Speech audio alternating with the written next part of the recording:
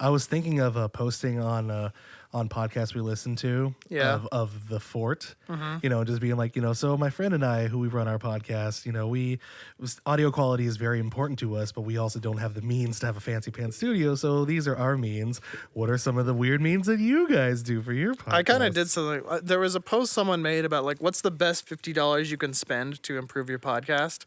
And someone said like 5 moving blankets for the blanket fort I set up. And someone was like, "You recording a blanket fort?" And like, they're like, "Yeah, I do. Like, here's a picture of it." And then I responded with the picture of our blanket fort. And I said, I just assumed everyone recorded in some form of blanket fort. And it got several likes. So, hey.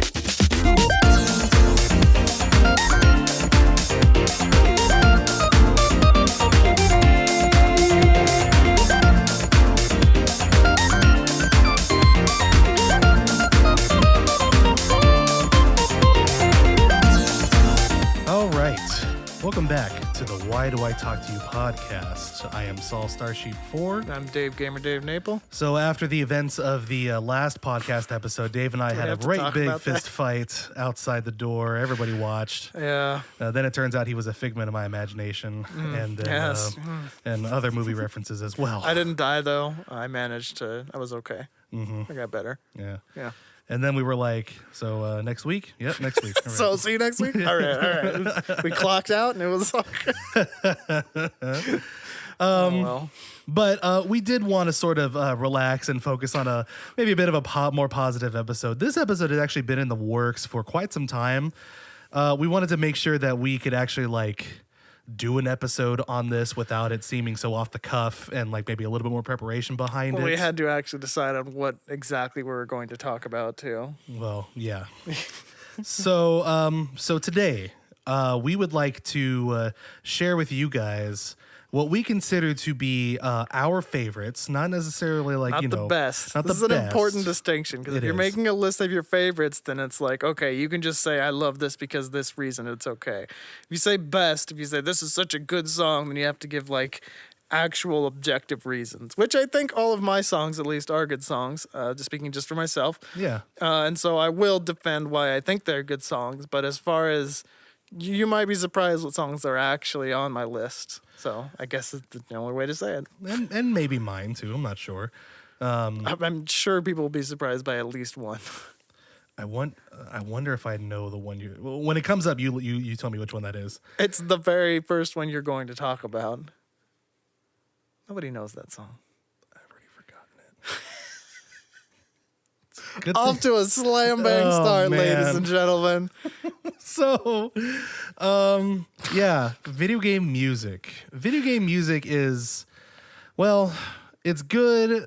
Sometimes it's not. I've never heard of a video game that had bad video game music. I mean, I have. Have you? Maybe. Well, I mean, I watched those videos of people playing the terrible Bubsy games. I mean, specifically Bubsy 3D. Oh, I mean, they're bad. I don't know if I call the music bad. Forgettable, yeah.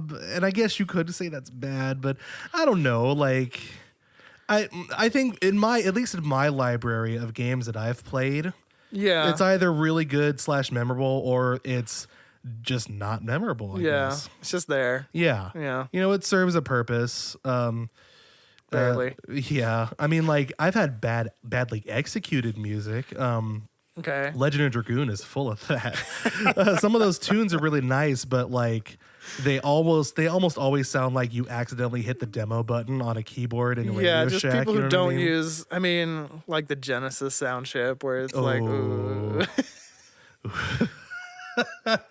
Sometimes you don't work very well in your limitations, I guess, is the way to put it. But a lot of times there comes across a game that just has a highly, highly memorable soundtrack. A lot of these games that we have, I think Dave's entire list is games of, a little bit further back in the past. My list has... The oldest one is from the Wii. Yes. Yeah. My list has as new as about 2-ish years ago and about as old as a couple of decades ago. But... all that to say is that there are still some soundtracks that are coming out today that are still wowing Dave and I. Shovel Knight is one of them that doesn't appear actually on any of our lists, but like we were heavily into that soundtrack for quite some time. Yeah, Jake Coffin did a good job. I was also considering mentioning Shantae and the Pirate's Curse as an honorable mention. I think he did a great job on that one too.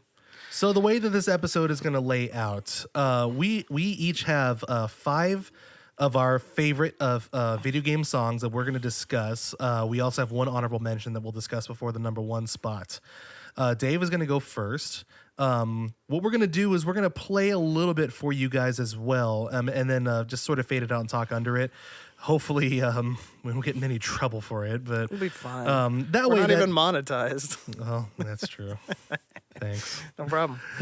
And that way you guys can understand where we're coming from too. And the one rule that we had that we placed on this was that we can only have one composer throughout this. I specifically wanted that rule because if it wasn't, my list would have been the Nobuo Uematsu show all the way. Well, yeah. Mine would have been. Dave probably not, but mine maybe not actually. Yeah. Would have. Man, I feel bad. I should know all of the names of the composers. Actually, I think I know most of them. It's actually the first one I don't know. It's a little sad. I should. It's not like it's just his name escapes me currently. I only know 3 of them. Oh. So I'm kind of there with you. So apologies for. Well, we'll give the shout outs when we can think of it. Sure. So Dave, why don't you go ahead and get started? Sure. Well, my number 5 is from the Super Nintendo classic Chrono Trigger. It's the ending theme. It plays over the credits. It's To Faraway Times.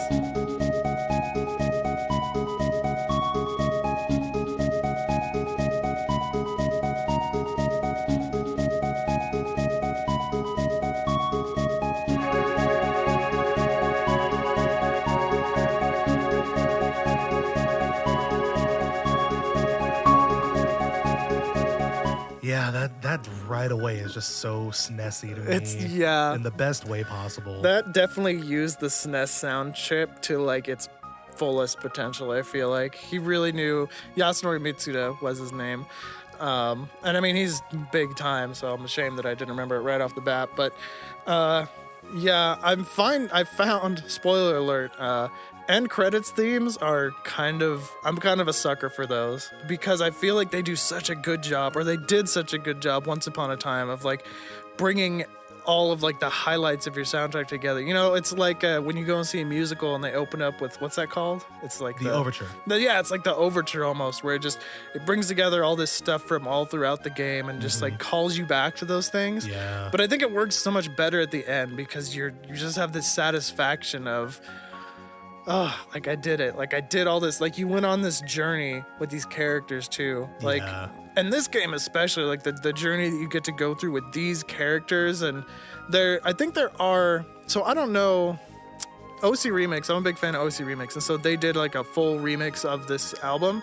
And they end with this song, of course, but it actually has lyrics and it goes back and forth from English to Japanese. And I don't know if that was something that they invented. If they did, they actually did a pretty good job. I usually hate vocals in remixes, but this one actually did a pretty good job. And I wonder if it's because the song actually was intended to have lyrics, because it definitely fit with the theme of like what this song is. It's called The Faraway Times. It's a goodbye to these characters who are splitting up. They're breaking the band up because they're all from different time periods and all this different stuff. And it really is like such a nice goodbye to one of the finest RPGs ever made. Yeah, I think these ending themes work so well in RPGs, especially because like classically you've just finished fighting the end boss, and I guess this is more JRPG since there's no post game in JRPGs, but like you finish the end boss and you're treated with your cutscene and like the final moments and whatnot, and the music just has to be that much spectacular. It's always kind of melancholy. More like obviously different games are in that way in different ways, but like you as a player, you're just saying goodbye to this world that you spend so much time in. You're saying goodbye to these characters who you grew to really like and enjoy and who were super awesome, and you remember smiting dudes with like Chrono's lightning and his crazy stuff and Luca's fire gun and just like all this. They're awesome, and you learn to love them, and Yeah, it's such a fitting way to say goodbye as you watch those end credits, and you usually get some nice scenes from all the different like locales that you visited, like playing with your characters maybe at home or settling back into everyday life. It's just it's not, I don't know, it's not original anymore, but man, it was exactly what those games needed. So, and that whole soundtrack is just Mitsuda like outdid himself by miles there. I don't even know what he did before that, but he just came out of nowhere and just sort of dominated the soundtrack. He really like worked with the SNES's capabilities, and didn't try to like outdo it. You know? So like, you know, it still sounds electronic, but like he works it so masterfully, you know, that it's just you're along for the ride, you know. Yeah, it has this like hint of like a Celtic feel too, which I'm always sort of a sucker for. Like he uses these sort of flute and like whistly sounds really well, especially in the sort of Middle Ages time period and the present time period. Like the songs in those all use those sounds really, really well. I mean, that would make sense since he like really spreads his wings on Chrono Cross. Yeah. My goodness. Yeah, that's true too. But yeah, the legend of the soundtrack goes, and it's true, is that Mitsuda was working so hard and so frantically on it that he like developed an ulcer and got extremely sick. So who else but Nobuo Uematsu had to step in and compose a few of the songs for him, and it's in the soundtrack credits. This one was not one that whenever someone like that quote unquote steps in, you wonder if they just did all the work, but I'm pretty sure that was not the case here. There are definitely some songs that are specifically Uematsu that sort of fill out the soundtrack. But yeah, it was hard to pick just one. I was between that one and the Guardia Millennial Fair of all songs for this spot, just because I have this is one of my brother's favorite games, and I have very fond memories of just sort of sitting in the fair playing with my brother, and we would just kind of goof around to that song. There's a part where some guys in the background just go, "Oh," and we would just like, there's like a pause, and then some guys just go, "Huh," like at a few spots in the song. So we would just like stop and look at each other and just like lift our hands up right at that moment, and then just go back to it. It was fun times, good memories. So that's the number 5. Alrighty. On to my number 5 pick. Mine is much more in the future. This was actually going to be, so our miscellaneous pick is sort of more on like this is a soundtrack that's not really going to be remembered. This is also that may not be, I think mine, maybe not so much Dave's, but may not be a game that's going to be remembered so much also. But we still have a lot of strong feelings for the soundtrack, and so we wanted to just sort of, you know, give it its due here. This was gonna be mine, but I like it too much. I like it way too much. It had to be on the proper. This is from the PS2 game that not many people have heard of Legaia 2. Not the first one, but which is called like Legend of Legaia. This is the sequel, Legaia 2 Dual Saga, and this is the home world of Nole.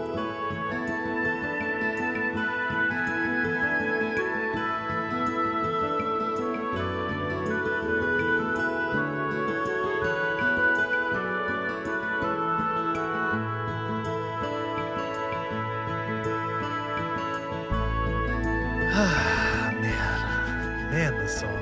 So, unfortunately, I can't name the composer off the top of my head. I don't really think, because I mean, I think I would remember if it was like somebody who had done a lot of high-profile games. Yeah, but might be one of those guys who just kind of does all the other RPGs. I feel like there's sort of a world of these composers who just work on it. Because when I heard it, I was like, this sounds kind of a lot like something I would hear in Tales of Symphonia. For the GameCube, and I don't know who wrote that soundtrack, but I like it a lot. It's just one of those where it's like you like it, but it's not one of those RPG soundtracks that's like by the greats, but it's by this guy who's sort of just a professional. This is just what he does as a profession. He writes RPG video game music when it's not being done by Yoko or Uematsu.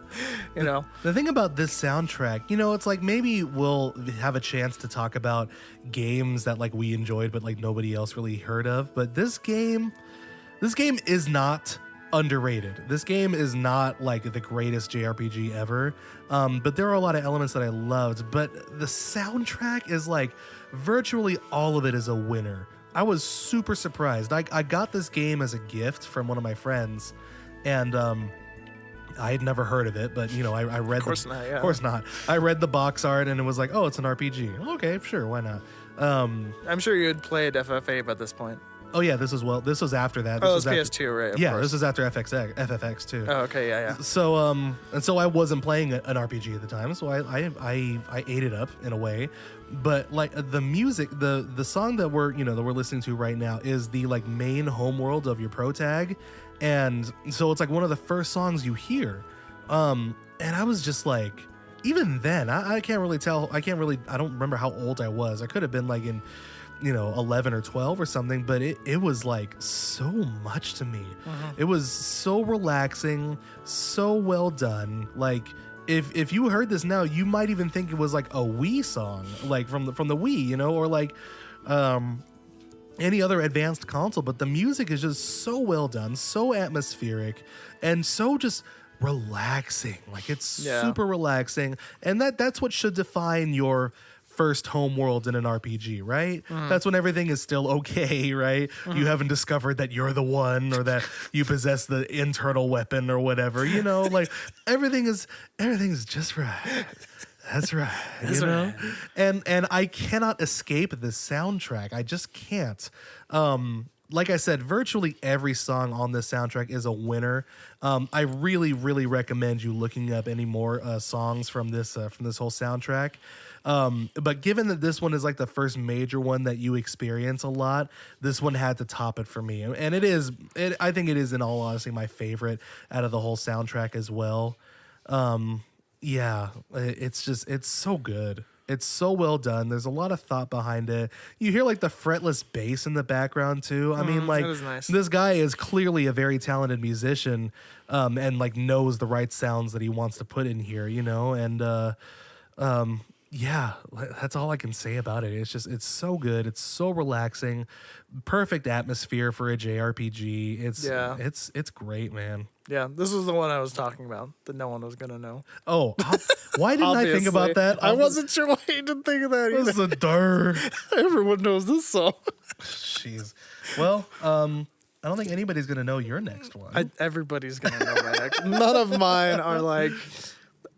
mine are very, I don't know, hipstery. I don't think. What?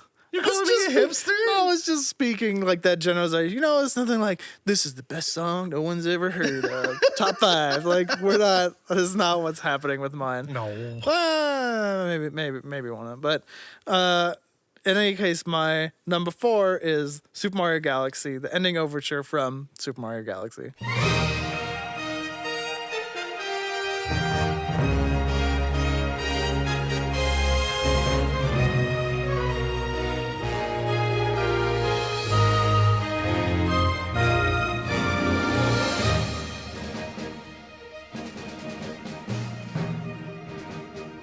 Man, the orchestration for this is so good. Yeah, it's so good. It's so...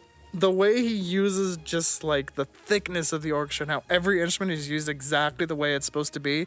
And it's primarily, like, sort of this march, because it's got, like, the drums, like, jump, jump, jump, jump, jump, jump, jump. But it never feels harsh. It feels very... I don't know, it feels very big. It feels like a galaxy. It feels like this massive thing that you're getting to be a part of. And it does such a good job of going from these, like, really big full orchestrated moments to these really nice little areas with like maybe some strings or some woodwinds just carrying the melody. And again, this is another end credits theme, and you don't quite have all the like imagery that you might in an RPG, but man, like the way he uses specifically sort of the main theme outside of this. Who is this, Dave? You need to mention this. I mean, it's Koji Kondo. Oh, of course. Who is one of like the Mount Rushmore of game. Koji Kondo, I think, is like he's the grand master, Like, yeah. I place him on that pedestal. You know what I mean? If there's a parade of video game music composers, Koji Kondo has to be the grand marshal. You know what I mean? Yeah. At first you're like, well, like, Nobuo Uematsu's pretty good, and then you remember like, oh, Koji Kondo did all the Zelda stuff too. Like he did all the Zelda stuff. I mean, like Koji Kondo is that's all I can say. He's the Grand Master. You know what I mean? Yeah. But this is like, he had help for this entire soundtrack. And I think that's a little, I would imagine it was mostly for orchestration, because in terms of like having a full orchestrated sort of sound, that's never really been Koji Kondo's style, you know, even in a lot of the Legend of Zelda stuff. But whoever the sort of secondary composer on the soundtrack is, I apologize for not knowing the name, but shout outs to them too, because I'm sure they had a big part in creating this big orchestrated feel, which was really kind of a point of contention for this game. Like, they went back and forth on whether they wanted to do a fully orchestrated soundtrack. And by wanted, I mean the composers wanted to, but the people who had the money were like, that's a lot of money. And man, thank goodness that they won out, because that makes this entire, like, the way they use it through the whole game is just fantastic. And it always has this sort of otherworldly feel while also just being cool. I don't remember exactly what it was, but I think it was Koji Kondo talking to like a new composer who was sort of working on the Mario games. Maybe it was a Mario spin-off or something, and they had brought some stuff to him, and Koji Kondo's like, no, like, that's not what this is supposed to be. And eventually he just like stopped and he pulled him aside. He's like, look, you think Mario is cute. Mario is not cute. Mario is cool. And that was just sort of, that was the aha moment where it's like, Mario's cool. And that's how you compose that music. And this like entire theme and all the like sub themes that sort of make it up are so cool. I mean, the biggest one from this game is the Gusty Garden Galaxy, which is sort of like everything's sort of built around that. And this one uses it in the game. It's a very fun, very like, yeah, we're like moving forward because it's Gusty Garden Galaxy, it's wind, it's like pushing you forward. But in this, it's very, they take it into more of like a somber like place of like a melancholy, where again you're like saying goodbye to this galaxy that you got to explore and be part of and just have all this fun in. And it's orchestrated so beautifully, and it's just like a masterclass of how do you make like a big epic sounding song with like all these like really great chords in the brass section, and using each one of the woodwinds, like the oboe, the clarinet, the flute, like exactly how they're supposed to be used. It's really, really good. What I've come to find is that Japanese composers and orchestrators really are like masters at playing to the instrument's strengths. And that's what a lot of like, you know, the older composers of Western art music were like, you know, like big proponents of. Like, they needed to know the best ways to get the sound out of the instrument that they wanted. And the Japanese composers are just really good at that. Like, I can almost tell when an orchestration or like an orchestra piece is like from a Japanese composer, because like it has that same sort of style to it. And the orchestration is just, it's masterful. I mean, that's all I can say about it, you know? Yeah. This was, we used this as our recessional at my wedding. That's right. I liked You it that did. much. That's right. And it worked. Probably nobody knew except for those people who already knew it. And even if they didn't, they were just sort of like, wow. Wow. I used Phantasmic for my recession. Ooh, what a nerd. All right, moving on. We have my fourth choice. This is going to be, I guess, the oldest one on the list here, huh? Oh, yeah, it is. This is from the NES proper, from Kirby's Adventure. I believe, you know, when I just thought of this as this was like one of the stage songs, but I think when I go deeper into it, this is actually called Grape Gardens.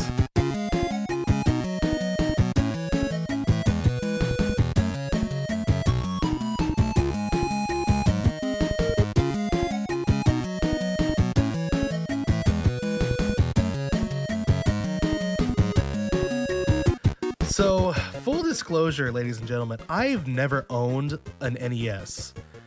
When I was growing up, my only like console proper was an OG Game Boy, which I got when I was in kindergarten from my lovely aunt and uncle. And you know, for that I had only 2 games for it until Pokemon came out. But I had friends who had NESs. They actually both had NESs, not SNESs, not N64s, but NESs. And they had like a pretty sizable library as well, with like many of like the grand standards that we know are like the NES classics, except for Contra. I never got to play Contra like proper until an emulator. But anyways, Kirby's Adventure was one of those games that they had. And Kirby's Adventure is my top NES game of all time. when I was actually able to play it. I don't know what it is about it. I remember like being so obsessed with that game. Anytime I went over to my friends' houses, and I must have been that friend also that just like mooched a lot, because I loved that game so much. It's Kirby. It's a Kirby game. Many of the Kirby tropes were established in that game, and a lot of Kirby songs that like still sort of exist in newer Kirby games come from this game as well. This is a bit later in the NES's timeline, so some of the chiptunes are like more quote unquote advanced. You know what I mean? Like none of the songs from like Mario Bros ever sound like this. You know what I mean? Yeah, they know how to use the technology better. Right. And that just happens especially with these old systems, like from NES up to like N64 and PS1. Like you could really see from the beginning of a system's lifespan to the end how much better people use the graphics and sound and things like that. Right. And so this is a little bit later towards it, and you can definitely tell from the sound design. There is a lot of songs on this one, and I pretty much love every single one of them, but there's something about this one that just seems so different in the best possible way from other chip tunes. You know, I really, really am into a lot of chip tunes from the NES era. Dave knows. I just love chip tunes. I love especially the way they were able to work around, like we talked about, the way they will be able to work around their limitations and whatnot, and still the way they were able to develop these beautiful harmonies, these beautiful just like timbres and these like moods as well, because a lot of times we think of like video game music from the NES era. Legend of Zelda's overworld theme, Mario's overworld theme, Contra's overworld theme, any of the overworld themes in DuckTales, for instance. I mean, I can go on, and they all have like a very like sort of exciting feel to it because you're starting your adventure, you're fighting bad guys, you're blah blah blah. You know what I mean? I always feel like they have a similar feel to them, and that's not bad. It suits the level, and it suits like the mood of where you're in at that moment. But this one is just chill. This one is just like, and it has like a really interesting chord progression that's like super catchy because of it. It just starts out nice and slow. It's in that triplet feel, or like in that triple compound feel to it. Yeah. And you know what? I can't off the top of my head think of another song that does that. There is another one in that same game. As far as chiptunes, you mean? Yes. Okay. That's what I mean, yeah. And I can't think of other chiptunes that do that same feel with that compound meter that's a little bit on the slower side. It almost sounds like a 50s ballad, you know what I mean? Like, I can't think of other chiptunes that do that. There is another one actually in Kirby's Adventure that does the same thing, but I like this one a lot better. It's super catchy, like I said before, like the way the chord progression goes, and it's a little bit unexpected. Just like the sort of slower nature of it. And in the end, all we are listening to are sine waves and like some drum samples that I believe they were able to like bit crush in there. And that's what amazes me most of all, is that like I get this like wave of nostalgia and emotion from just like, organized sine waves, and bips and boops and blips and blaps, Yeah. It's super, it's great. It brings me back to mooching off of my friend's NES's game. Just like the good old days. Mooching off of friends. Truly all of our high points in life. Oh, mercy. It's interesting because it doesn't even sound that much like Kirby, because Kirby is very like happy and very upbeat and bouncy. And this one keeps the bounciness just sort of due to being in like 6/8 or whatever. But it's not what you would expect necessarily from a Kirby game or a Kirby soundtrack. Yeah, because Kirby games are really focused on being cute and bouncy and whatnot, and fun, and not like this one is not fun, or not like this one isn't. But it like is makes dark. you slow down. It's a little bit more thoughtful. I guess. Yeah, In a way, yeah. Yeah. So there you have it. That's definitely my top. This is the only chiptune on the list, arguably. And you'll find out what that means. Okay. And also the oldest one that appears on both of our lists too. Yep, definitely the oldest one. Okay, so moving on to my number 3. I feel like if there's a controversial pick, this would probably be one of them. And just because I only have one slot for Nobuo Uematsu, and this is what I chose to put in, and Saul was also shocked at my choice. Is that fair? Yeah. I really was. I've never really talked about this song that much, but at this point in my life, I would say there are better songs from Nobuo, I would say. Technically better. Certainly songs that are thicker or deeper in orchestration, like the main theme of Final Fantasy VII. There's lots of songs from Final Fantasy IX that I was sad I had to leave off the list. Yeah, I saw those. Oh boy, excuse me. But yeah, like Dark City Trano, I love that song. I love that sort of slow piano, like fake ragtime. Well, it's not fake, it's slow ragtime, which is just so interesting. And also just the main theme of Final Fantasy IX, like what a great song. There's tons of town themes in both 7 and 9, heck, 8, 6, like all of them. Well, don't begrudgingly say 8. Sorry. No, the music in 8 is really great. That's actually probably I think that's one of the most complete soundtracks of a Final Fantasy game. But all that being said, I went with, from Final Fantasy VII, Tifa's theme.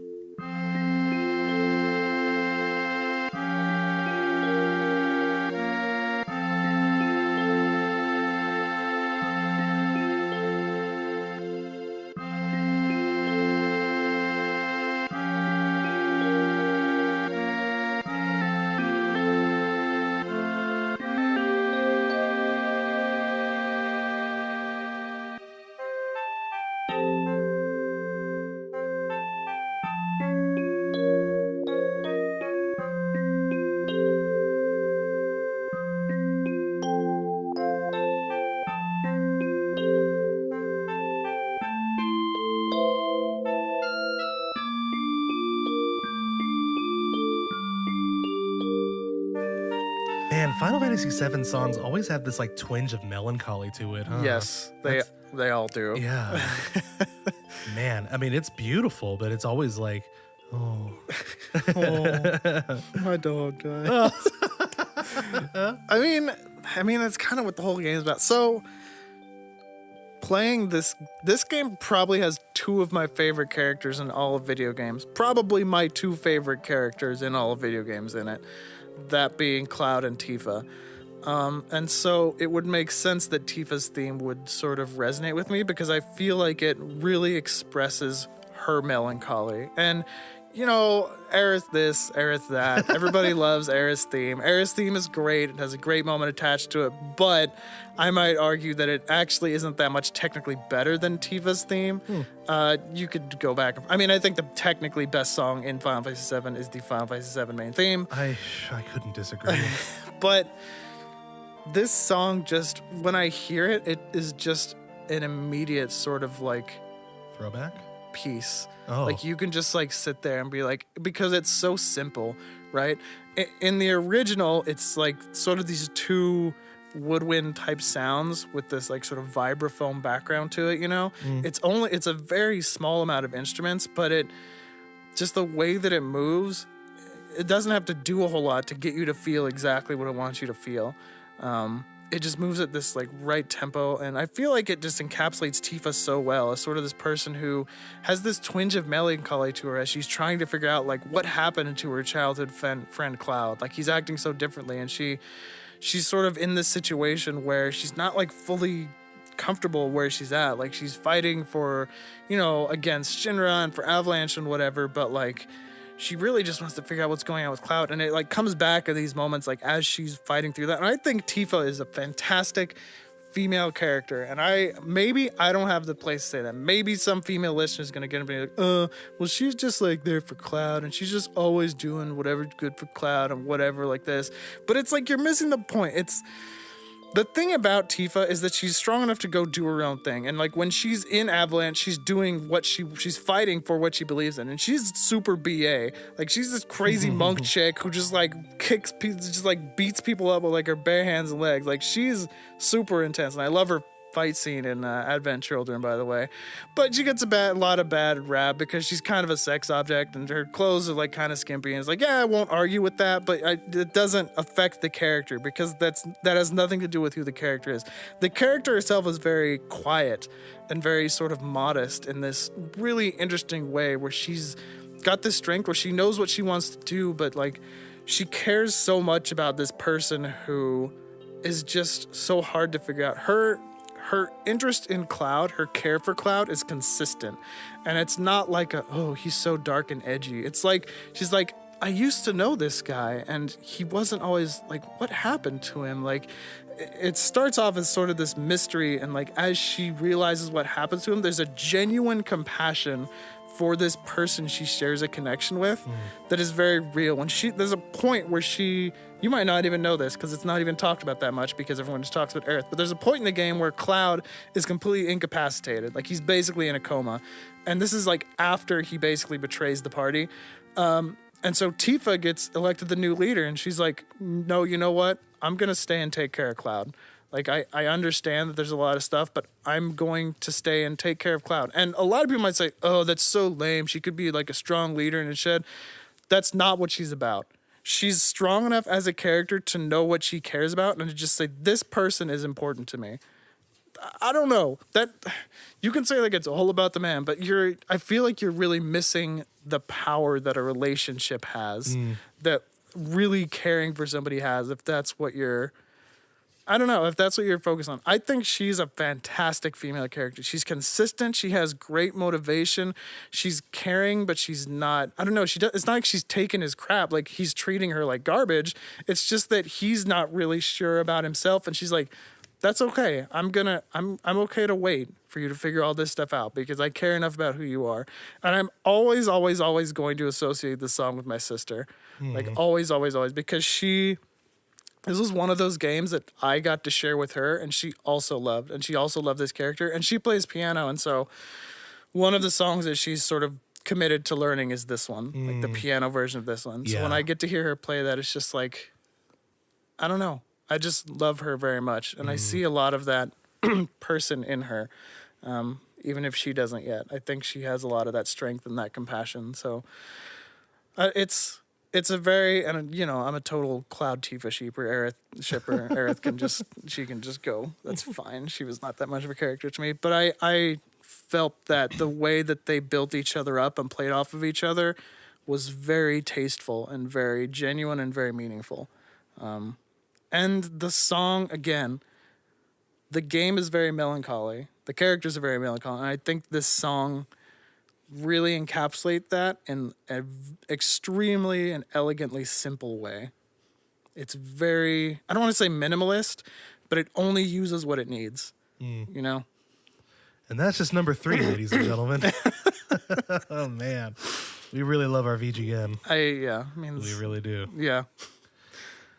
Alrighty, moving on to mine, which is going to be technically the last chill song, but is also going to be the first one that, like, I think most, if not all of our audience is going to know. So this is from, again, the PS2 classic. PS2 classic, let's say that. Yeah. PS2 classic, Kingdom Hearts. This is Traverse Town.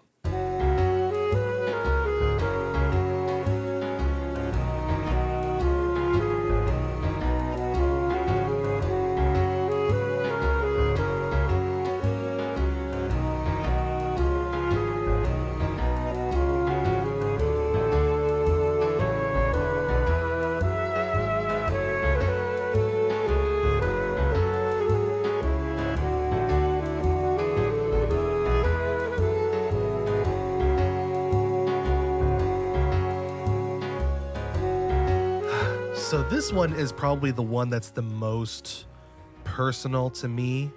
And it's all ooey gooey sentiment too. It's nothing like a serious story or anything like that. But I'll go ahead and get mushy wushy because that's the way it's gonna be. So I got this game when I was like a sophomore in high school. It had already been out for a really long time, but I like finally was able to get my mitts on it. And I got it for Christmas that year when I was a sophomore in high school. And during that time, I was dating my future wife. No. Yeah, we had a 3-month high school relationship, emphasis on the high school relationship. Hey. And one of my like favorite memories of like that brief period of time that we had as high schoolers was we as a marching band, we marched a Disneyland parade in the month of December. And I am a gigantic Disneyland freak as it is, but I really love Disneyland in December, in the holiday time. Yeah. The atmosphere and the decorations that they do in that park is just every year. It's just stellar. It's so Christmassy. It's so wintry. You know, you can't. Especially for us suckers in Southern California who don't actually get a winter. Right, That's like the right? best we get. Man. And it's like, you know, that's where I actually get to see snow. Yeah, gosh. Soap snow. So anyways, one of my like favorite memories of us was just like when we got to spend time with each other at Disneyland. And she had already had a Disneyland pass, and she had gone like multiple times before me, before we started dating. And so she knew everything about Disneyland. She knew all the best spots and whatnot. She taught me everything that I know about Disneyland, essentially. And we spent a lot of time together, like in the evening too, just like hanging out, watching the fireworks show, whatever. Like it was beautiful. And then for that Christmas, I got Kingdom Hearts, and in Traverse Town, which is the first town you get into when the game like fully starts in a way. That whole town is all in darkness, like as in it's the nighttime. Yeah. And everything is lit up. Like everything is lit up with like gas lamps or like, you know, other like sort of what looks like neon lighting in other places. The atmosphere basically of Traverse Town reminded me exactly of Disneyland at Christmas, especially in the evening. Man, I loved it. And so when I played that game, I stayed in that town for so long because of the atmosphere and because of the music. This music loop is probably also the shortest music loop on any of our lists.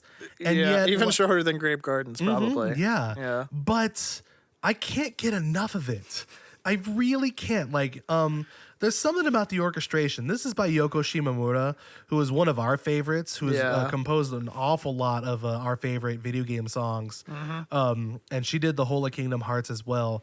There's just something about this one. This one, to me, doesn't right away sound like a Yoko Shimomura.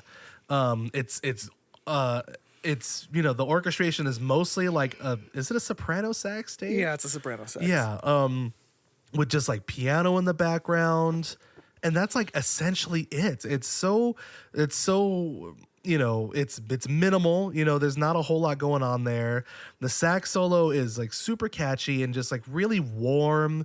The timbre of the soprano sax is the perfect choice. It couldn't have been any other instrument. And I'm fairly certain it's a real one as well, because I have the GBA version, I'm sorry, the DS version of Kingdom Hearts Recoded, and Traverse Town is in there, and I'm like, oh, well, the DS can handle PS2 like DS can handle stuff, right? No, they had to redo it, and they did it like all electronic, and good gracious, like as far as technology has come, we still don't have a good electronic saxophone sound. Yeah. And back then we sure as all get out did not. Yeah. So that was a little soured there, but the HD remaster for PS4, which I have that as well, I think it redid it again, but it's still like true to like the actual orchestration. Yeah. I was telling Dave this before we recorded. I can't escape this song. This song usually ends up on my favorite like songs of all time lists. Just like, and sure, a lot of it has to do with my personal sentiment, but hey, it's our favorite songs, you know. It's your song, yeah. Because this isn't even Yoko's best song, straight That up. might be the best song on this soundtrack. Arguably. Arguably, yeah. I mean, I bet a lot of people are like, you didn't pick Dearly Beloved? Oh, dear. I like that, but I'd like it a lot, too. But it's not Traverse Town. Yeah. I love it. There's an additional atmosphere to Traverse Town that... Yeah, because like you're actually in a town for it to be able to experience it, and like even just like the logo of Traverse Town has like those chasing lights on it. I just the whole package is beautiful. It's wonderful. It brings me back to that puppy love time, and you know, brings me back to the warm feelings of Disneyland, of course. But like, you know what? It makes me a sentimental mush, you know, and that's why I just can't escape this song. Oh my. Just right. Okay, so my turn, right? We're at number 2. we are on number 2. All right, cool. So my number 2 is one that is probably the most successful video game song outside of the video game circle. Oh, yeah. And it is from PC, from Civilization 4, Baba Yetu.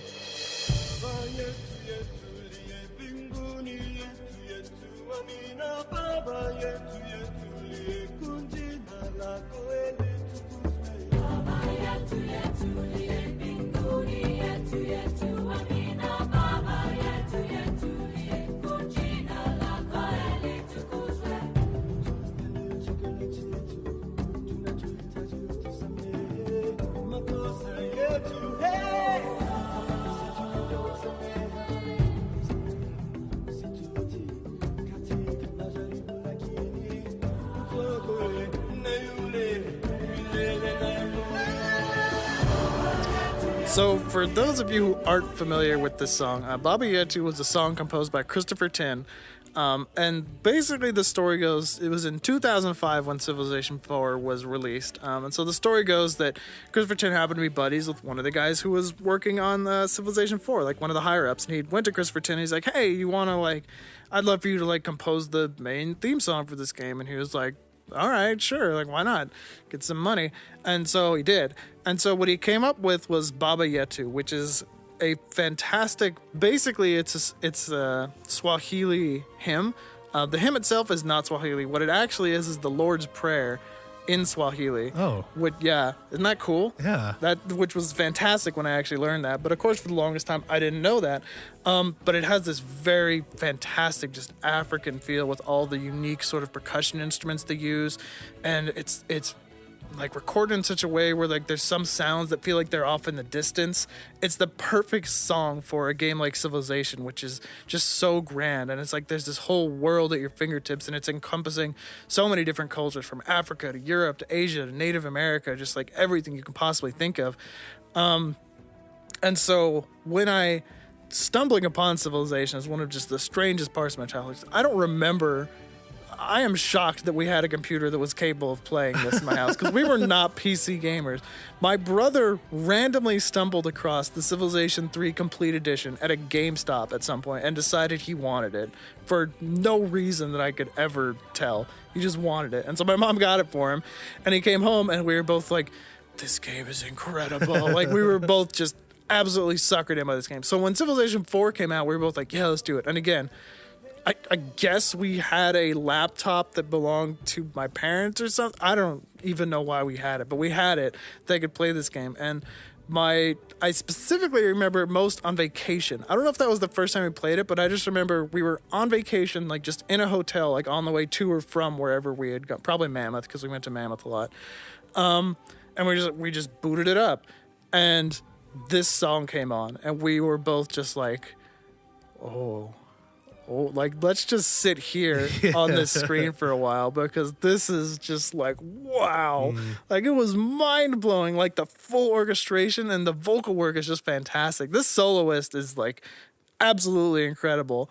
The way that he just expresses through this music, and the way it's written is fantastic. So it definitely has this sort of international feel to it. So I don't know what exactly the story behind this is. I think this was the first song written for what wound up being Christopher Tin's debut album, which I believe is called Calling All Dawns. And in any case, I don't even know if he was planning on making an album before writing this song, but in any case, he did what sort of wound up being sort of a world music style thing, where all the songs were sort of sung in different languages and had sort of feels from all these different cultures. And Baba Yetu was on there, re-recorded for the album. And so the album didn't release until 2010, 5 years after this song had been out there. And I already loved this song. When you got the expansion packs for Civilization 4, it would actually change the title screen, and it had a different song playing, and I was like, no. And I went into the option, I was like, you play that original song. I don't care what expansion you play that one. And to this day, anytime I turn on Civilization 4, that better be what it's playing, even if I'm playing on the newest expansion. So it turned out the like general public liked this song too, and it actually wound up being the first video game song both nominated for and to win a Grammy. It won a Grammy for I think it was Best Instrumental Arrangement Accompanying Vocalists, which is a little bit like, that's a lot of qualifiers, but like it deserves it because the orchestration in this is amazing. Yeah. Like the use of the percussion is great. He really likes French horn, which is, sort of a composer trope. Who doesn't? Like when it's done well, when you can just get like 4 professional French horns, you're like, I just want you to rip this thing right here. And it's like, yeah, it's awesome. So it does such a good job of sort of starting out very slow, then building, then sort of declining again, then just getting even bigger, and then like sort of going back into sort of a smaller instrumental feel before building up in that instrumentation back up to the finale, which is just like all the voices singing, and then just one final sort of decrescendo to the end, focusing on just a couple vocal soloists, and again just sort of the quieter African sort of percussion sound. It is deserving of every bit of praise it gets. It's one of those dream songs where when we were in choir, I always sort of dreamed of somehow getting one of the choirs to do it and be like, it's a Christian song. It's the Lord's Prayer in Swahili. You like Swahili songs? Because they actually did that a couple of those. That's true, yeah. They really liked, but never happened. C'est la vie. But I don't know, man. Yeah, man. It is probably the most technically, well, I don't know, you think it's the most technically proficient song on our lists? I mean, you can't ask me that. Why not? I'm biased. Yeah, yours is pretty good too. Yeah. Your number one, that one's pretty good. But this is, yeah. Who knows? I mean, it was just one of those things. When it happened, I was very in tune because when it won its Grammy, so it released in 2010, so it won the Grammy, I guess, in early 2011, basically. So at that time, I was in the midst of writing my video game paper and being very in tune with what was going on with video games in the secular. I keep saying secular as if it's religious or something. It's sort of the general public, right, in the non-nerdo world. And so that was one of those things where it's like, who knows what other songs are out there just like in video games that people would love if they were ever out there, if they took the time to listen to them or like they gave them decent respect, Like this game came out in 2005 and probably no one even knew it was existed until 2010 because it got released on a non-video game album, and then suddenly everyone's like, "Oh, Grammy, best song of the year."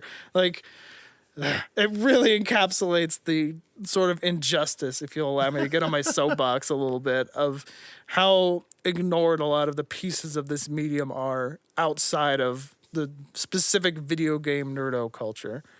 It hasn't really risen to the place where it gets the same respect as like a movie soundtrack would. Like everybody knows John Williams, everybody knows Star Wars music, everybody knows all this stuff, and at one point in time, it wasn't like that, but movies have come into this, and video games sort of haven't yet. So, Yep, I'm getting off my soapbox now. Alrighty. Okay, on to my number 2. We're getting close here. On to my number 2. This is the most recent one out of any of our lists. I was actually surprised that none of this ended up on Dave's list. Any of these songs, I mean.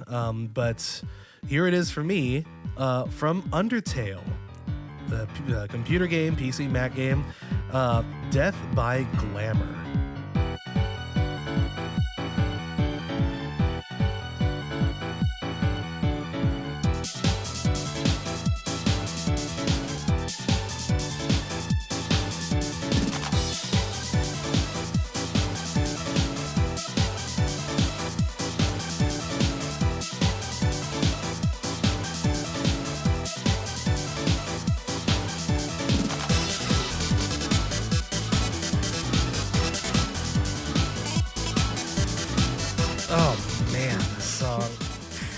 This soundtrack, man. So, Undertale, I didn't feel like I needed to defend myself for not putting it on there. I love the songs in the soundtrack, okay? I really do. But they haven't aged enough in my mind yet, It's not that fine wine that a lot of these songs on my list are for me, They, like, bring me right back. These songs are great. They could easily, top 10, easy. Not to mention you probably picked the song that I would have picked anyway. Oh, really? Yeah, I think some of the stuff, like, Hopes and Dreams at the ending would have made a pretty.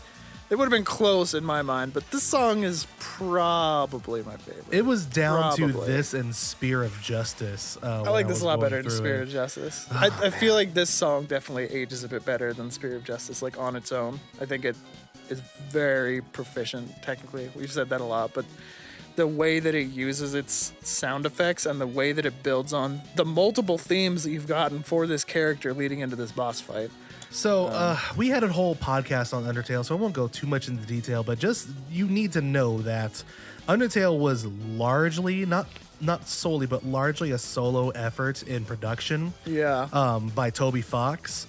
He had some help here and there, and it was also a Kickstarter campaign as well. But this was the most, if not all, the programming was Toby Fox, as was the music. Yeah, this is insane to me. Toby Fox is genuinely a genius. Like you can throw that word around everywhere. Like McDonald's 2 cheeseburger meals. That's a genius. But I genuinely think Toby Fox has like a giant IQ. Like he's a self-taught musician, okay? And me as a not self-taught musician, I'm listening to the soundtrack, identifying all these really advanced techniques that he's using that he probably doesn't know that he's doing. He's just like, yeah, I did that because it sounds awesome. I'm like, you're right. You're totally right. But you know that some people like get Fs on this? And you're just like, why? I mean, just be awesome instead. I'm just be awesome. Just get an A for awesome. Man. Every song on the soundtrack was not necessarily made for Undertale. It was some of them were made for some of his other projects, but it was all made by Solo the Man, Toby Fox. Undertale, the whole of that soundtrack, one of the biggest points for me is his use of leitmotif. This is a fancy pants music term, which just means that he writes themes for characters or settings or whatnot. And of course, that's everywhere in movies. John Williams is the master of that. Anytime you hear ba ba ba da da da, you know exactly what that is. Yeah. Video games like Nobuo does that as well. Like he does have recurring themes happening all throughout his games. Yeah. Toby Fox, though, the way that he does it makes it seem like anytime you hear it come up again, it's new. Mm-hmm. You know that it's a callback to a previous theme. Well, sometimes but you don't even. Well, yeah. It took me a bit for some of them, but like you're just all like, this is new. This is fresh. This is a good treatment of this. Mm-hmm. This song is the boss fight for the robot Metaton. This is the second fight that you have with him. The first fight is a song called Metal Crusher, and it has in there one theme that we hear calling back into Death by Glamour, and his sort of like main theme as like his game show host. You have to play the game to understand. Also appears in this boss fight song as well. And not only just the way that he was able to masterfully put in these 2 previous themes in here and make it sound new and fresh, Toby is just a master at layering. It starts out with just one single piano track, then comes in with a counterpointed piano track, then like background strings come in, then like the drums come in, and there's all these new ideas that are just layering in together to have this extremely high energy track. Yeah. And it has like different sections as well, where they start introducing some of those previous themes in there.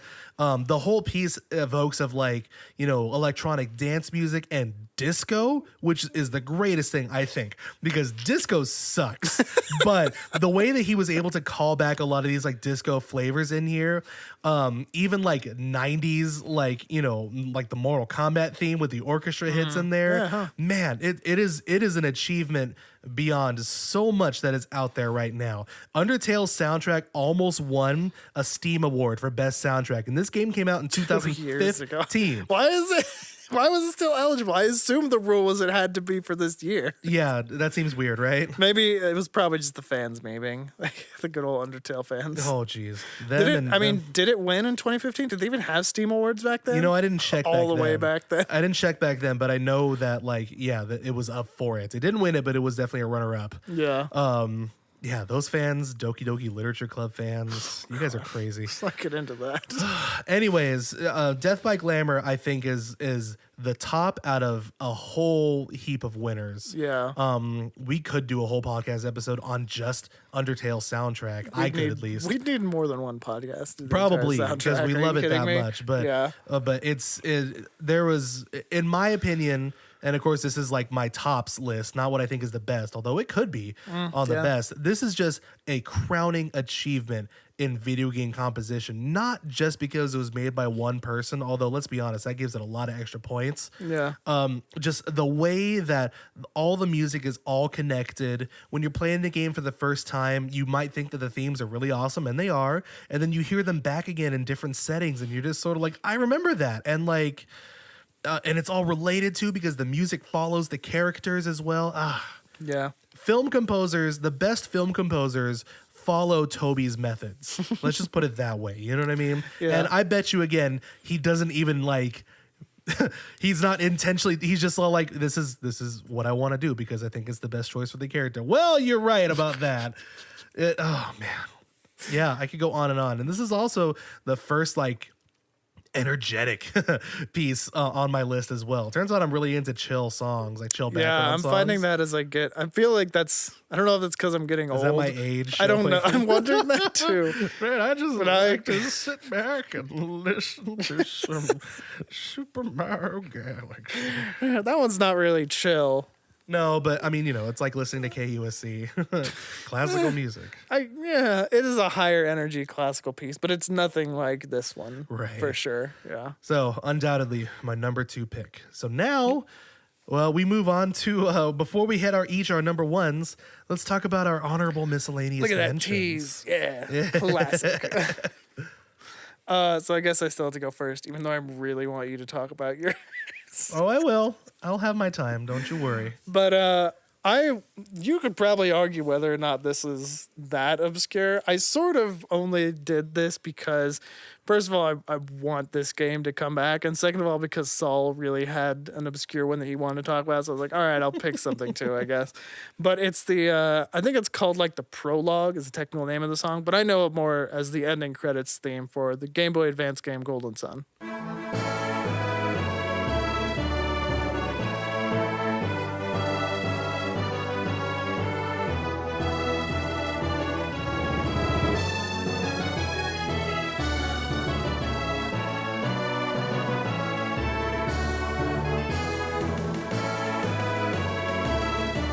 Man, I'm getting Chrono Trigger vibes off of that.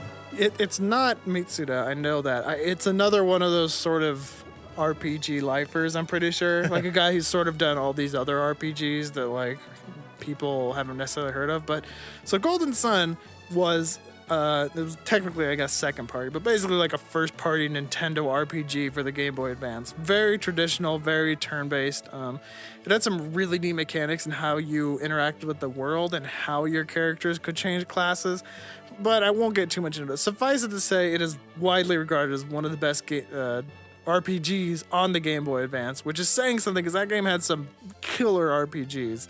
That system was actually kind of insane for that, and insane in general, but I love this series, and I'm really sad that it went away sort of after the Game Boy Advance, and there were a lot of reasons behind that.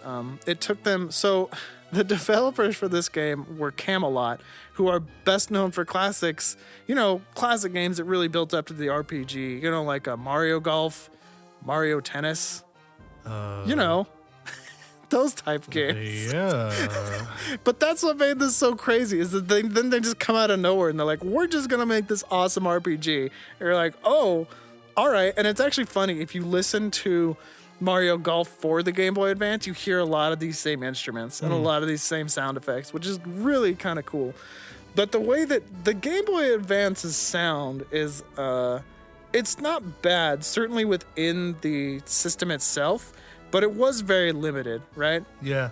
And so the sort of sounds that they used were really interesting. He had this way where, especially anytime it was like a flute sound effect or like a penny whistle or something like that, it had this really interesting echo to it. Everything had this sort of echo that made you feel like you were, I don't know, like in the midst of something big. I guess that's the only way. It was a stylistic idea that sounds terrible when you just say, yeah, let's just add an echo to everything. But it's not quite as simple as just adding an echo to everything. It used some really interesting sound effects that you don't hear on very many of the Game Boy Advance games. Really just used what was at their disposal really well. And the game had a lot of really cool soundtracks in it, like that I would love to give a shout out to. But I'm a sucker for the ending theme of a game, and this one especially, again, does a really good job of calling back.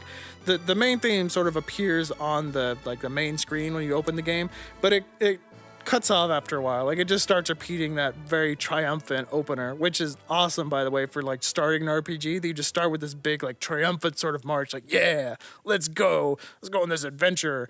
And that's cool, but like when you hear it in the credits, it expands on some of this stuff, like some sort of the darker sounding things, or more, I don't want to say melancholy because it's not that melancholy, but some of just the other sort of things you hear in the game. So it's really good. It's a great game. It's on the Wii U Virtual Console. Go play it and its sequel because they're both equally good and tie into each other, and it's fantastic. So, all right. So,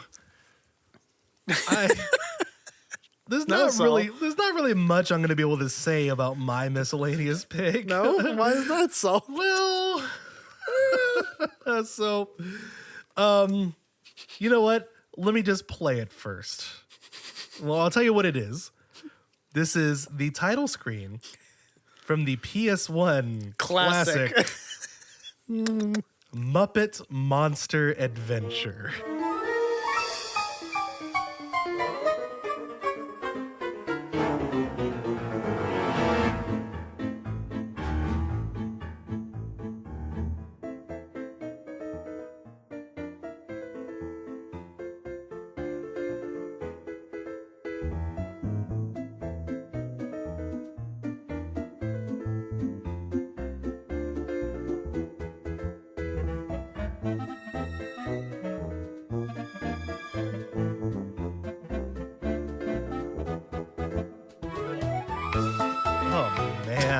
Oh man, I feel embarrassed. I mean, I wasn't gonna say anything, when I was a young warthog, you were a young lad. And I've said this several times before on the show, but I used to play a ton of demo discs from Official PlayStation Magazine. They used to come out with a demo disc with every issue that they released. And the first one I ever got was in October 2000, because I got the PS1 relatively late. And on that demo disc, it was full of stuff.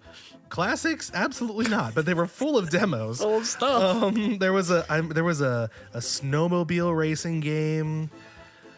There was RC Pro-Am 2. No, it wasn't RC Pro-Am 2. It was like a knockoff of like RC Pro-Am.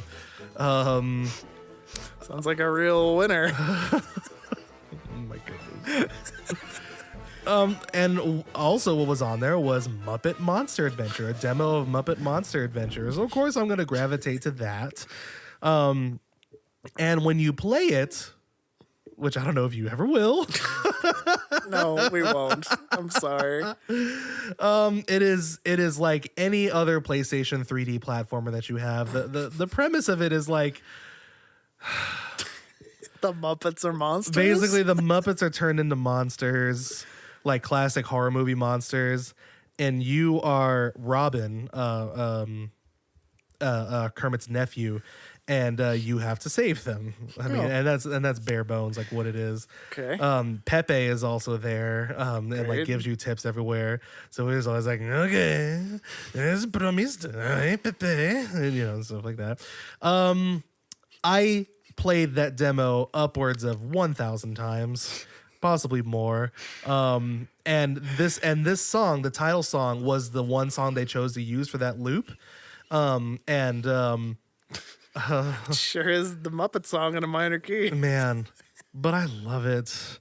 This is one That's that some nice little things. It instantly turns me back into a 9-year-old or however old I was.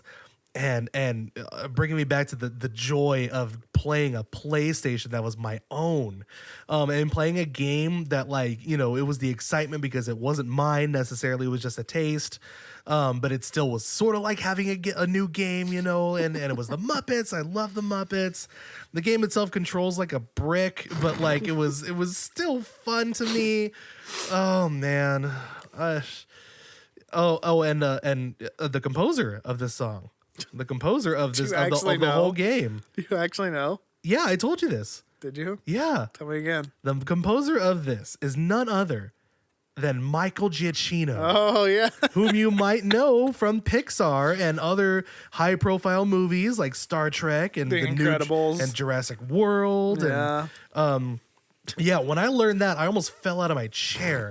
It was Michael Giacchino, like early on in his gig as a music composer. Now look where he is. I'd like to think that, you know, Muppet Monster Adventure was really a springboard for his really career. what made him who he is, you know? Yeah, Pixar heard that and like, wow. Because if it wasn't for Muppet Monster Adventure, we would have never had Incredibles. Oh man, we would have never have Up. I mean, it was Disney he was working with technically, so maybe. Oh man, it might be true.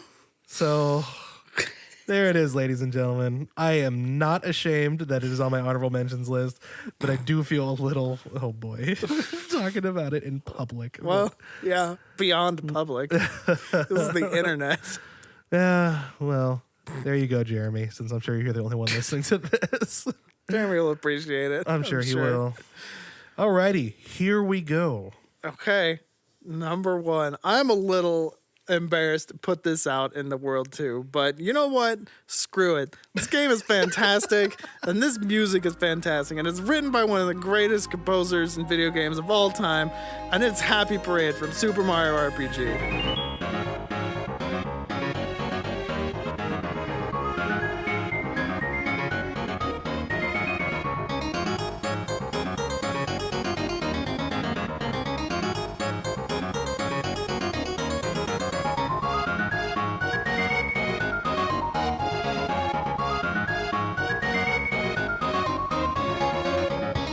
Oh my goodness, this song. Man. I don't care what anybody says. This is a great. So look, you know what's funny? Part of the reason I love this song so much is also part of the reason you love Dearly Beloved, or not Dearly Beloved, Traverse Town so much. Oh, okay. Because of Disneyland. Oh yeah. Okay. Yeah. Clearly. So when I was a kid, my favorite thing at Disneyland was the gosh darn Electrical Light Parade. And so help me if this song doesn't steal straight from that, which is fantastic.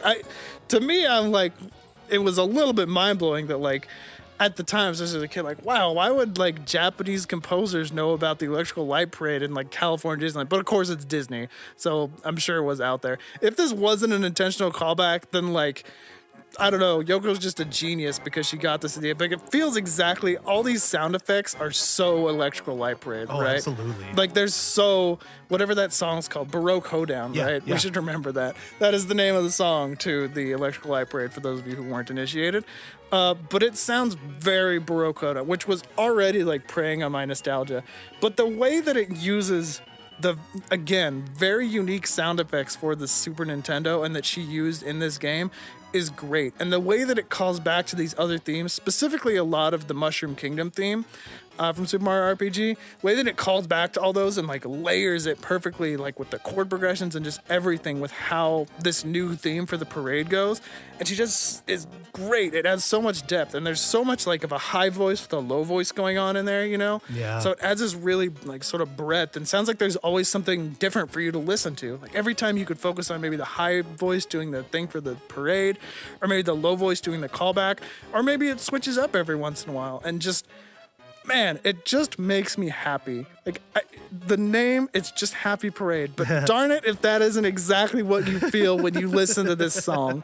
And It is for a parade, which I think was super cool. Like that idea of like, oh, let's call back to the electrical light parade, because the parade itself starts off in the daytime, like as you're watching the credits beneath it, and then like by the end it's nighttime. You can actually like sort of hear that transition in the song. Like you get a little bit of like the sort of goodbye Gino theme as Gino sort of flies by, and you like get to see like, oh, Gino, come back, and then the whole thing just lights up, and it's like a light parade now, like as it ends. And oh man, this game. You and ending themes, man. It's just so satisfying. It's just that feel you get when you did it. Yeah. Like you beat the game and you're simultaneously reveling and like yes, and you're saying goodbye. It's that perfect mesh of melancholy, of just like the happiness you had while you're playing the whole thing, and just the like you've got to say goodbye now. Like that it's over, and like you did it, but like maybe there's not that much more for you here anymore. And you're saying goodbye to Gino. Turns out forever. Rest in peace, Gino. Turns out forever. But man, it's just such a great ending, such a fun ending, such an like an uplifting ending, just such like a feel good game. Like that game just makes you feel good. And darn it, the ending theme does too. The game really does do a good job of that. Yeah. Like, and we are going to be doing a podcast of this in the future. Yeah. But like, yeah, I mean, like I'm there with Dave. Like listening to this again, I immediately am drawn back to the beautiful primary color palette that this game has. Yeah, all true. the greens of the hills, all the blues. Like the red of Mario. Mm-hmm. Like he really like contrasts the world that they built around him really well when you're talking about color palettes too. The isometric Yeah. perspective, you know, like I immediately am seeing somebody looking at me at a diagonal when I hear this, you know, like Yeah. it does its job super well, Mm-hmm. you know, of just calling me back to it. That's great. It's really good. I don't know. It's a little hokey. My wife knows how much I love this song. She's put up with listening to it on car rides before. And you So know is what? mine. She's grown to at least appreciate it. I think she enjoys it legitimately, but yeah, it's not for the faint of heart. Like, what do you mean? well, Like, you have to have played the game to like really get the feels on it. kind of. I mean, I think that it is composed well again, but it's very Baroque. Like, I don't know how much I would listen to Baroque Hoedown on its own without that sort of attachment to it, you know? But I yeah. think it is, even on its own, it's still just a fun, feel-good song. Like, and I think it does have a lot of depth where every time you listen to it, there's more stuff in it. Like, the way she uses the different voices and sort of, I don't know. Every time I hear the song, there's so much going on. I just think like, how would you orchestrate this? Like, how could you orchestrate it? It's one of those challenges that like, if I was into music, I would really want to figure out, you know? If I was into music. If I was What like, has this whole podcast been about, Dave? no, I mean like if I was like into like composition of music and like was part of like, I don't know, composing was part of my education or my career or something, you know? If it wasn't just like I love listening to music, but like, I don't know. If I was a better musician, maybe. It's not too late. It's too late. It's definitely not. It's too late. It is definitely not. You can do it for me. I can live vicariously through you. That can be your senior project, is Absolutely orchestrating not. this. You What? Are, you are joining me if that ever happens. Come You are on, going to be man. on it, dang it, and you are going to do 85% of the work. Wah. Alrighty. Now, on that same note, Hey, an ending theme. my number one also happens to be an ending theme. At least you didn't have, what, 4 in the 6 that you talked about? That's true. I had Oh, I ain't ashamed. no. You Darn shouldn't it, be. Mario Odyssey should have given me a better. Now you understand why I railed on that in that episode. Because the ending theme was so freaking satisfying and important. Okay, go ahead. Take a breath. I'm okay. Take a breath. I'm okay. All right. Now for my ending theme. Yet another PS2. I have 3 PS2s out of the 5 that I have. That was unexpected from me. But here we go. The ending theme from Final Fantasy X.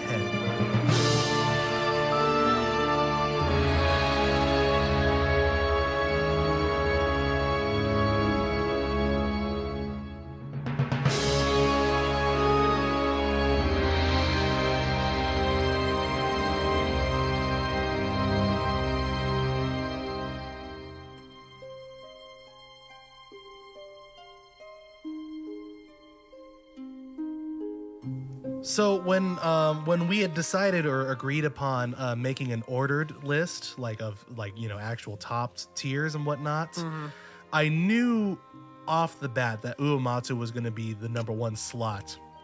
It was just a matter of which one, and that's hard enough as it is. My first full experience with the Final Fantasy game is Final Fantasy VIII, and that I mean, not talking about the game itself.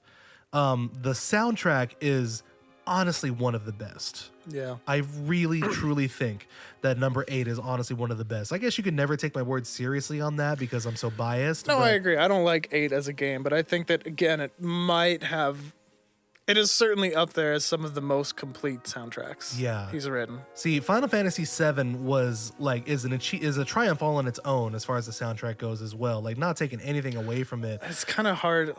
Like, all the way between 4 and 10, I'm like, which one wasn't a triumph? Like, maybe 5? Like, maybe, but probably not. That's probably just because I'm not as familiar with it.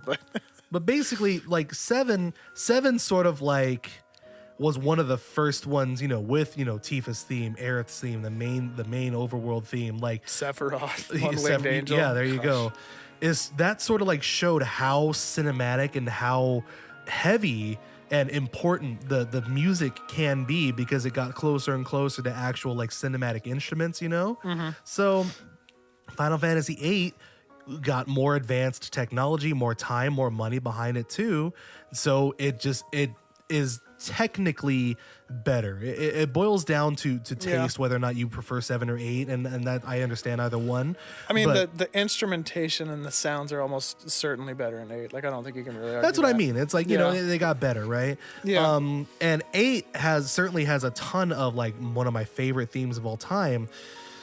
Blue Fields. Why do you always do this? Why do you always just sort of like, hey, so do you like that song? And it's like, no, Dave, clearly I don't. Because I kind of like it and I think it's fun. Moving on, 8 has a ton of these just like wonderful, wonderful pieces. And everything sort of boils down to 10 and versus 8 or vice versa.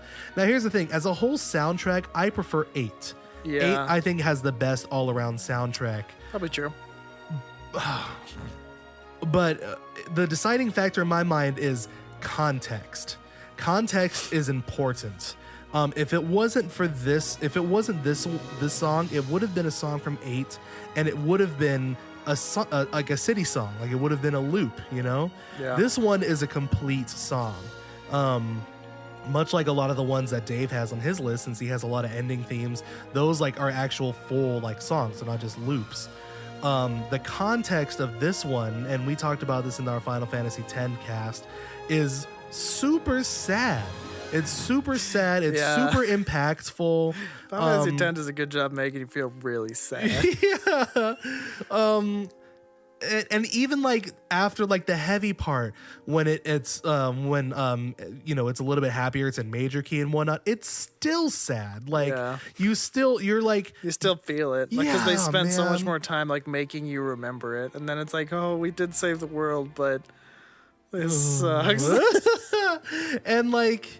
And I think I said this in the own cast on Final Fantasy X, that ending, the first time I saw it, just messed me up, man. For the rest of the day, that was like, it just messed me up. And the music certainly had a big part in that. I was listening to this just the other day, just because I already chosen this as my top, but I was like re-listening to it again, and it's like I can almost still shed a tear on this one. It's just that impactful. It's an ending theme, but it's a Final Fantasy one, so it's not like credits are happening on here. This is just the end cutscene, and I remember everything. Like, I remember everything, when it happens, how it looked, the way that the music progresses. Even that ending thing brings back a couple of old themes from the game that you're so used to. The Hum of the Faith is in there. Xanarkand. The whole thing is based off of Xanarkand, and just other things. And like, man, like I said, context is important when it comes to these ones. This is just Uematsu on a completely different level. Well, the first time I heard this ending theme, I did sort of notice the similarities between this one and Final Fantasy VIII's ending theme. Actually, there's some similar orchestration, and also 9. 9 is actually very similar to 8 in its orchestration too. He definitely has his orchestration style. Oh, absolutely, and it's great. Yeah. And so that drew me to it more. But 10's was a lot more melancholy and a lot more like, just impactful, I think. The music was also a little bit more dramatic, and just beautiful. It's sad and beautiful at the same time. It's one of those where whenever this pops up, like on my iPod or whatever like that, I cannot skip it. I just can't. That's saying something because it's like an 8-minute song or something. Yeah, but I just a commitment. can't, man. It's one of those where like I listen to it and I have to be silent. Like whatever I'm doing can wait until this is done. You know what I mean? Oh man, it's the more I think about it, more it is no question that this one tops my list. Again, maybe not in total. Final Fantasy X is the best Uematsu soundtrack. Yeah, it's certainly good and it's certainly up there, but maybe not the best. But this particular song is just like a step above the rest, in my opinion. Yeah, man. That's why we wanted to end with Saul, because his is a lot better than mine. Oh, don't say that. No, you're right. I love my Saul, and I could listen to it like all the time too. I've been listening to it for years, and I still like when I listen to it on the way up. It still makes me feel exactly what it has always made me feel. So, oh man. Well, I just love video game music. I do too. It's been a mess. That's like almost all of the music I have on my iPod. I'm that guy. All right, I am that guy. Like all the music on my iTunes and iPod is probably from a video game in some form or other, whether it's a remix or the original. There's a lot of people in my grad program right now that are composition majors because of video games. Really? Yes. One person in particular, his name is Steven. He's become a good friend. He is directly influenced by video games and wants to be that. Like he wants to get his degree so he can get into that field. It's pretty and awesome. I've also met a couple of other people who are composition majors as graduates there who want the same thing. They heard a video game song that just impacted them. They like to game and they just want to be a part of that community because they think that they can offer something just as good as them, Yeah. And hats off to them. I'm not a composer. I don't think I ever will be. Certainly not for a video game as like, impactful as this, but when I hear these songs, it just shows that like if you haven't heard any of these songs that we just played for you that are just like on our favorites, first of all, we encourage you to try to play it if you can. Yeah. Some of these are a little bit harder to obtain, but if it is easily available to you, please do it. And then every once in a while, just try to think about how is the music influencing how I feel here. That's especially more apparent in RPGs than it is in, say Kirby's Adventure and whatnot. Yeah. But like, just stop and think like, am I feeling a certain way and is the music being a facilitator to that? And chances are, if it's good, it's going to be an absolute facilitator to that. So much to the point that you're going to want to listen to this outside of your playing experience, Yeah, for me, Saul is a really big proponent of like experiencing it in the game. And if you listen to it outside the game, then it's not going to mean anything. Or at least it's not as much. But I've had the opposite experience a lot. I listened to the soundtrack for Earthbound long before I ever played that game. And it didn't... I loved that soundtrack, and I loved it when it was in the game, too.